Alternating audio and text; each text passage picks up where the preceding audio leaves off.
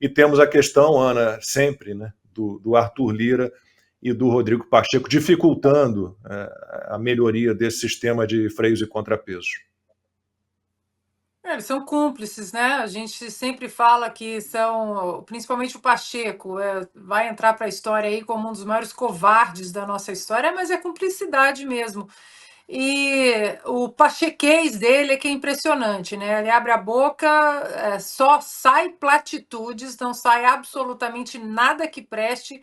E ele dizer que a palavra final do STF, ora, o deputado falou, comentou aqui, né, na fala dele, ninguém está questionando isso. A palavra final será sempre do STF.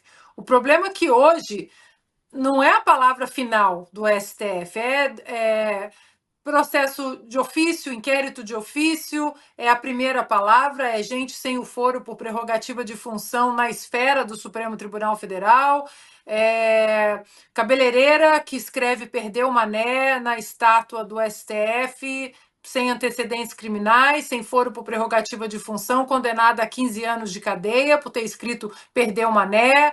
Então, ou seja, a questão, o Pacheco, ele continua dando entrevistas achando que o brasileiro é ignorante. A palavra final é do Supremo Tribunal Federal. Ninguém está questionando isso. O problema é que hoje qualquer palavra, a primeira, a segunda, a terceira, palavra que seria do Tribunal Regional Eleitoral, do Supremo, do TSE, tudo acaba no Supremo Tribunal Federal. Então, para que nós temos essa gastança toda, então, com primeira instância, segunda instância, tribunais superiores, né? Tribunal de Justiça, acaba com isso tudo.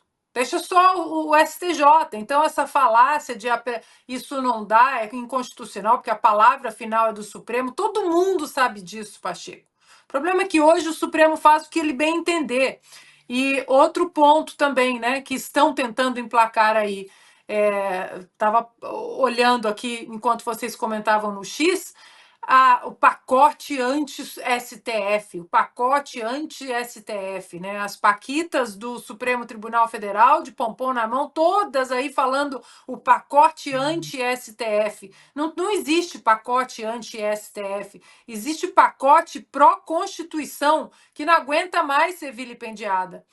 Eu queria perguntar ao deputado Lacombe, aproveitando, né, essa nobre Claro. presença aqui do deputado, porque a gente tem que começar a olhar lá na frente, né? O brasileiro tem que rodar muito pratinho. Perdão. É um pratinho aqui do Supremo, é um pratinho da Câmara, do Senado, enfim. E hoje nós não temos representantes, todos os representantes diretos do povo, eleitos diretamente pelo povo na Câmara. Eu queria que o deputado falasse, porque a gente não pode tirar do nosso horizonte o belíssimo projeto que, inclusive, ele tem do voto distrital, que vai muito de encontro com o que nós temos aqui nos Estados Unidos, que é você votou, você tem voto, você vai. Não tem essa prostituição política de um fica puxando o outro, puxa o outro. Então, deputado, eu gostaria que o senhor falasse um pouco disso, porque isso eu acho que é tão necessário para o nosso futuro, que com todos os pratinhos que a gente tem que rodar, esse é um pratinho que a gente tem que rodar o tempo todo e jamais tirar do nosso radar. Exatamente, exatamente. O sistema eleitoral proporcional, só lembrando a história do sistema proporcional, que é o atual, é o que elege deputados estaduais e federais. Foi um sistema criado pelos marxistas. Foi um sistema criado para que partidos pequenos, sem expressão, tivessem representatividade em toda a esfera política. E isso gera toda sorte de problema. Gera exatamente esse arco-íris de partidos representados, gera o centrão, é o que cria o centrão, é o sistema proporcional, é o que cria o distanciamento do eleitor e o seu eleito, é o que cria os custos altíssimos de campanha dos deputados federais e estaduais. Um deputado federal e estadual faz campanha igual a um governador, ao passo que nos Estados Unidos, na França, na Inglaterra, na Alemanha, no Canadá, na Austrália e em vários outros países que têm o voto distrital, um deputado estadual, federal, um vereador fazem campanhas distritais, pequenos, né? Então é barata a campanha, você conhece seu eleitor, aproxima o eleitor do eleitorado.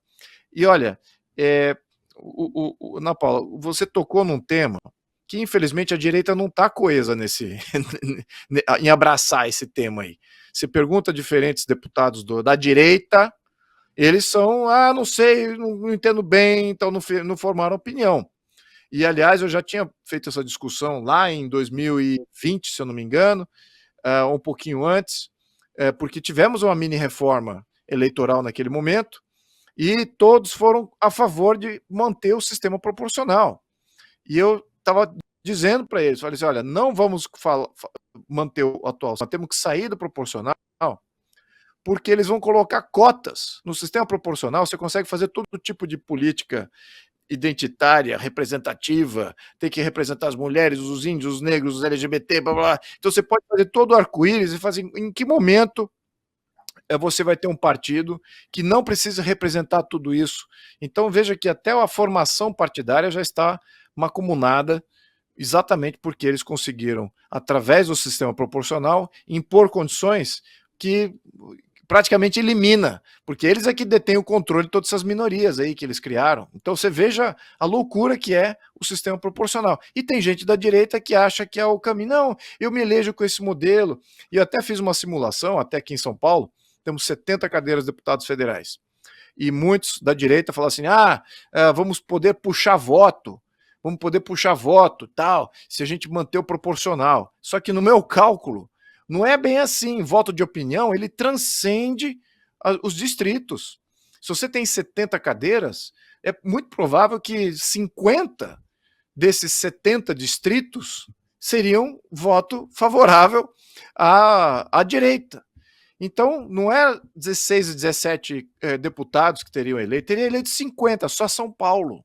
E seria muito maior, talvez, em Santa Catarina, e maior também no Paraná, e maior ainda no Rio Grande do Sul, maior ainda no Mato Grosso do Sul, maior ainda.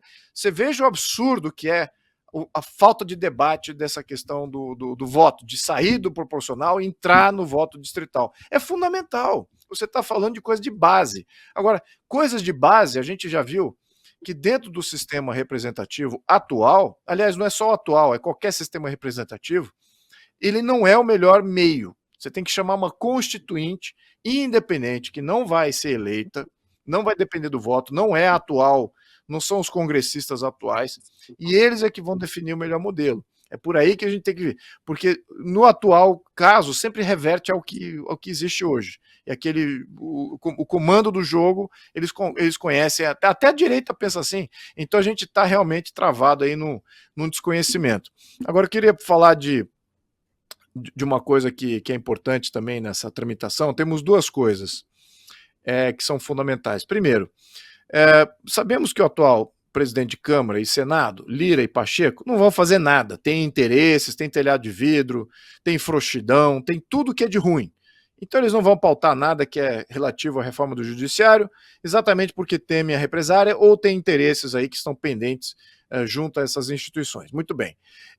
Então temos que ter novos presidentes de Câmara e Senado que irão pautar estas reformas, que irão colocar a voto essas reformas, além da questão de impeachment. Precisamos de um presidente sine qua non, ou seja, se ele não pautar isso, ele não vai ganhar o voto dos deputados que querem ver isso adiante, sobretudo os deputados da oposição que estão em coesão. Mas tem muitos deputados do Centrão também que querem ver uma limitação, né? Não é uma limitação, não é freios melhores com relação ao que está acontecendo da interferência do judiciário. E muitos desses deputados de vários mandatos, do Centrão, o que eles falam? E eu vou reverberar o que eles falam, que eu já falei isso em outros fóruns.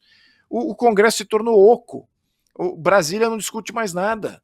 São todos acordos entre lideranças, em alguma mansão lá em Brasília, ou até dos próprios juízes, vai saber, e dali sai qual é a agenda que vai ser votada, e a agenda é votada através de voto simbólico, não há discussão nas comissões, as comissões são desrespeitadas, exatamente porque são votos polêmicos. Por exemplo, todas as reformas tributárias, nenhuma delas seguiu o rito necessário para que se tivesse aí uma aprovação idônea, foi tudo no atropelo, tudo comprado. Então veja o que já temos como prática. Isso já, assim, já traz um de facto muito preocupante. A gente fala assim, mas não somos a Venezuela. Na prática já somos. Na prática o Congresso Nacional já está agindo tão fora já é carta fora do baralho, tanto quanto o Congresso da Venezuela. E você tem uma junta que comanda a legislação, o juízo e a execução. E tem um fantoche que está ali só bancando o presidente. É o mesmo modelo, de facto é isso. Então nós temos que entender que se a população entender melhor esse jogo, ele começa a ter uma movimentação um pouco mais acirrada ao que está acontecendo e começa a trazer mais luz sobre o nosso sistema político, que já deteriorou para uma ditadura, a gente já sabe.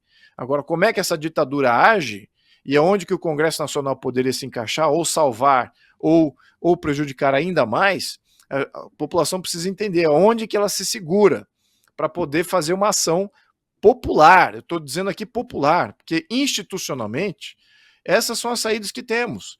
Se o STF vai negar reformas legítimas, limitações legítimas, que seguiram o trâmite legítimo e que eles vão argumentar fora do que é constitucional, eles não podem dizer que é inconstitucional se não fere aquelas 4 cláusulas.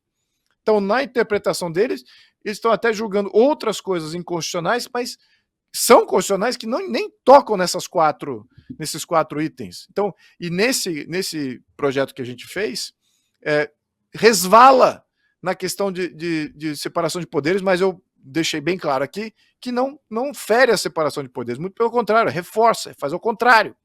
Então, como é que eles podem agir dessa maneira, completamente até fora da Constituição? Então é essa realidade que a gente precisa transferir para a opinião pública para ter mais ação, a ter mais junção em torno de, primeiro, criar uma maioria e selecionar melhores presidentes de Câmara e Senado, que seria uma grande vantagem. Talvez na próxima eleição, ter uma ampla maioria legislativa, a gente consiga, no mínimo, fazer uma contundência. Agora, nada impede que, mais uma vez, o STF, mesmo com a maioria ampla da direita, ou dos conservadores, ou nem que seja da direita, mas daqueles que queiram reformar o sistema judiciário, mesmo com essa ampla maioria, eles podem dizer, quer saber, isso aí é inconstitucional, ou isso aí não cabe, ou não foi bem feito o projeto, vamos aqui tirá-lo de pauta.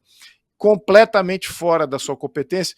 E veja também a questão dos prefeitos e governadores. Eles estão para se tornar fantoches, meros fantoches do poder federal, como eu já pontuei na questão de reforma tributária. Então, isso é importantíssimo a gente trazer essa visão, porque, de facto, já estamos operando como a Venezuela, tá?